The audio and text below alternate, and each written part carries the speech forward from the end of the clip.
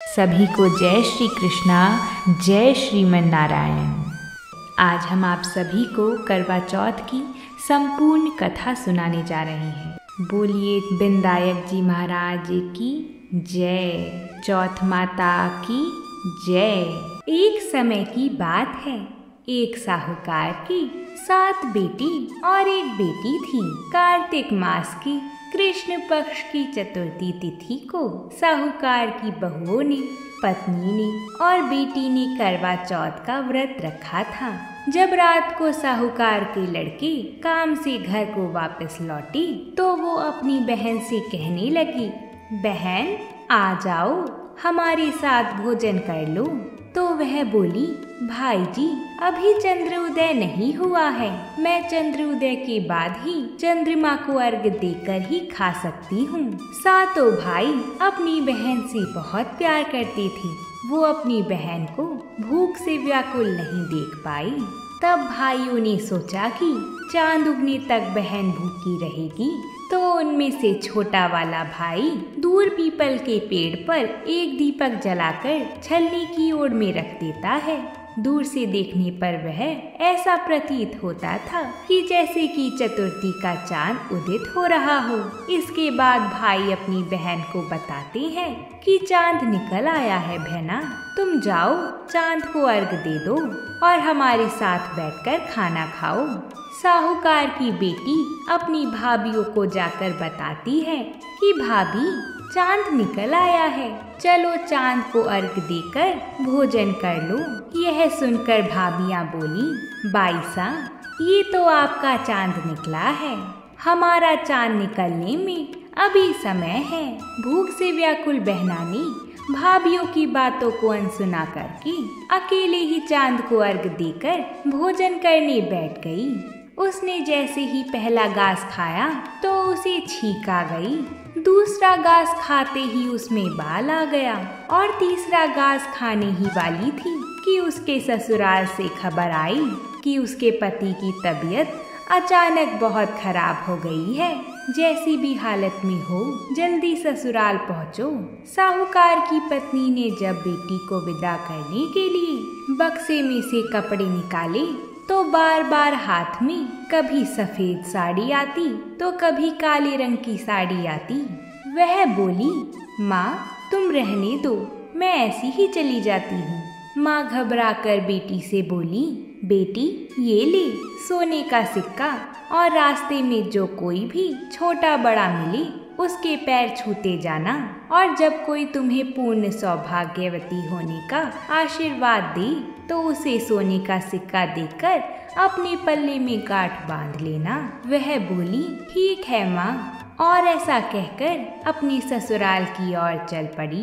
रास्ते भर में जो कोई भी मिलता सबके पैर छूती गई। सबने उसे आशीर्वाद दिया कि खुश रहो, मायके का सुख देखो। ऐसे ही वो अपने ससुराल के दरवाजे पर पहुंची। ससुराल के आंगन में उसकी छोटी ननद खेल रही थी।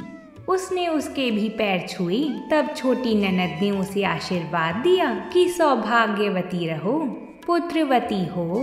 यह सुनते ही उसने अपने पल्ले में गांठ बांधी और उसे सोने का सिक्का देकर अंदर गई तो उसने देखा कि उसका पति मरा पड़ा है और उसे ले जाने की तैयारी हो रही है। वह यह सब देखकर बहुत रोई। जैसे ही उसके पति को ले जाने लगी तो वह रोती हुई बोली, मैं अपने पति को ले जाने नहीं दूंगी। जब कोई नहीं माना तो साथ जाने की जिद करने लगी। उसकी जिद के आगे हार कर सभी कहने लगे कि ठीक है, इसे भी ले चलो साथ में। वो सबके साथ में अपने पति को लेकर शमशान घाट भी चली गई। जब अंतिम संस्कार का समय हुआ तो वह बोली, मैं इन्हें नहीं जलाने दूंगी। ये सब देखकर सभी लोग कहने लगे, पहले तो अपने पति को खा गई, अब उसकी मट्टी भी खराब कर रही है। लेकिन वो नहीं मानी और अपने पति को लेकर बैठ गई। ये सब देखकर सभी बोले कि ठीक है, इसके लिए इधर ही एक झोपड़ी बना दो। वो उसी झोपड़ी में अपने पति को लेकर रहने लगी। पति की साफ सफाई करती, उसी के पास बैठी रहती।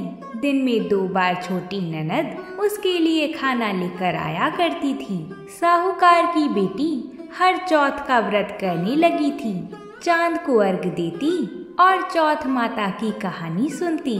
जब चौथ माता प्रकट होती तो वह कहती कि करवोले भाइयों की प्यारी बहन करवोले, घनी बुखारी करवोले। तब वो चौथ माता से अपने पति के प्राण मांगती। तब चौथ माता कहती, हमसे बड़ी चौथ माता आएंगी तो उनसे अपने पति के प्राण मांगना।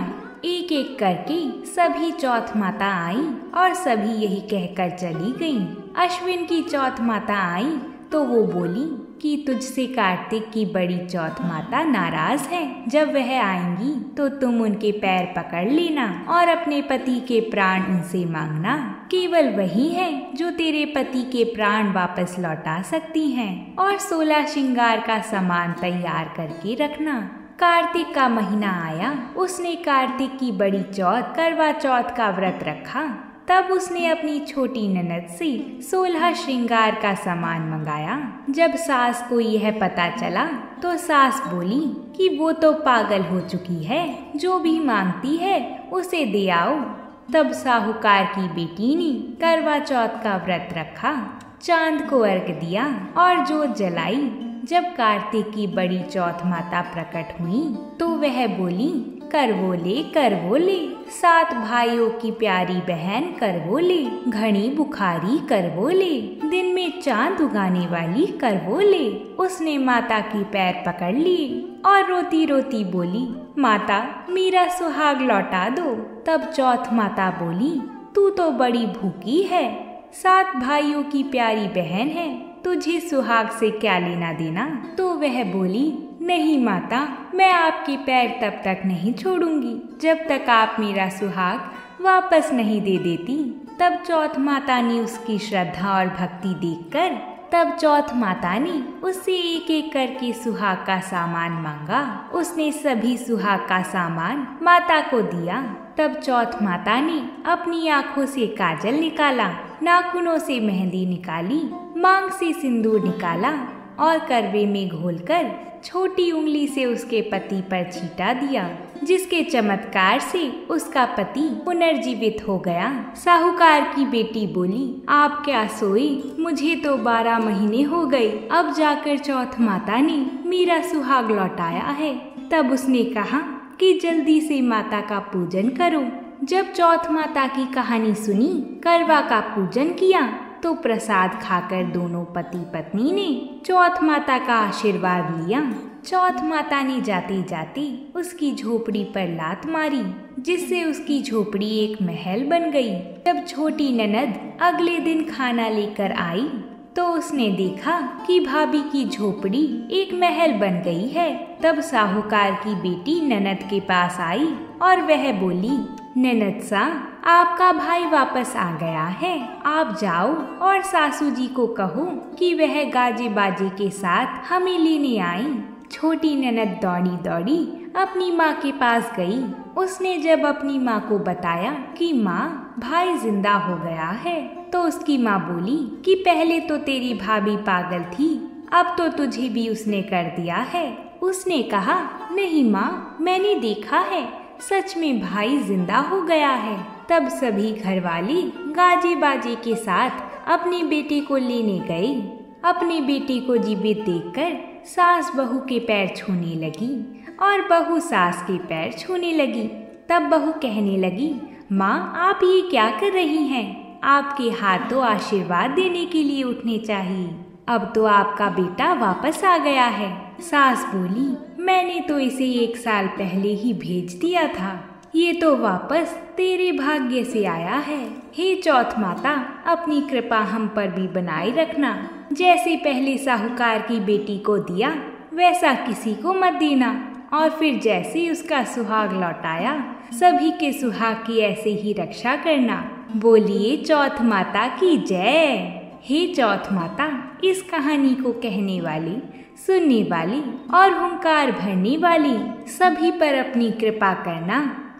करवा चौथ की संपूर्ण कथाओं को सुनने के बाद अपनों से बड़े जैसे सास और जेठानी के पैर छुआ करते हैं और उनसे सदा सुहागन होने का आशीर्वाद प्राप्त करते हैं। अगर किसी कारणवश आप सभी अकेले इस कथा को श्रवण कर रहे हों तो चौथ माता का आशीर्वाद लेकर कथाओं को पूर्ण करना चाहिए।